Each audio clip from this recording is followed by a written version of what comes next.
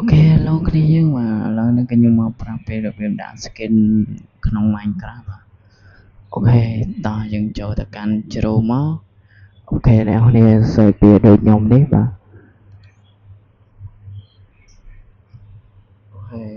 យើងចូលវាហើយយើងចូលបង្កើត account មួយមកអូខេនេះaccount របស់ខ្ញុំបាទអូខេអ្នកនរគ្នាបង្កើត account មួយទៅបាទអូខេអ្នកនរគ្នាបង្កើត account ហើយអ្នកនរគ្នាមាន email អ្នកនរគ្នាទៅលេខ email ចូលទៅហើយអ្នកនរគ្នាចូល website មួយទៀតអូខេយើងចូលទៅ download skin អូខេនេះអូខេនេះយើងចុច LK នេះមកបាទ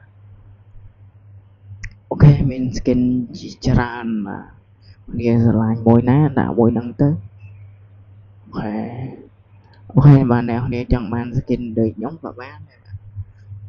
អូខេអ្នកនរចូលទី3នេះមកនេះមួយហ្នឹងបាទខ្ញុំដាក់មួយហ្នឹង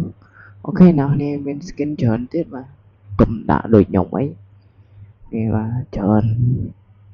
យកមែនតែនបាទ skin លយច្រើនណាស់បាទអូខេយើងចូលទៅកាន់ទី4ក៏មាន skin ច្រើនដែរបាទ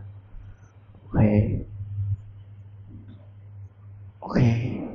អូខេនេះបាទ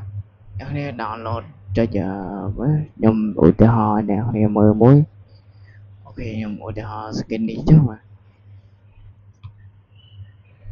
អូខេអ្នកគ្នាចុចពាក្យថា download នេះ download នេះមកអ្នកគ្នានឹងចូលទៅកាន់កន្លែង download យើងតែម្ដងបាទអូខេនេះរបស់ខ្ញុំបាទអូខេតើប៉ុណ្ណឹងអ្នកគ្នាចូលទៅកាន់ website នេះវិញមក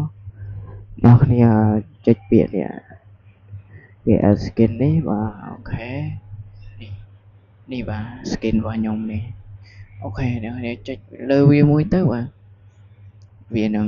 ដាក់ឲ្យយើងហើយបាទអូខេមានតែប៉ុណ្ណឹងវីដេអូហ្នឹងអូខេបាយអ្នកគ្នាបាទវីដេអូយើងក៏មានតែប៉ុណ្្នឹងដែរបាយបាយ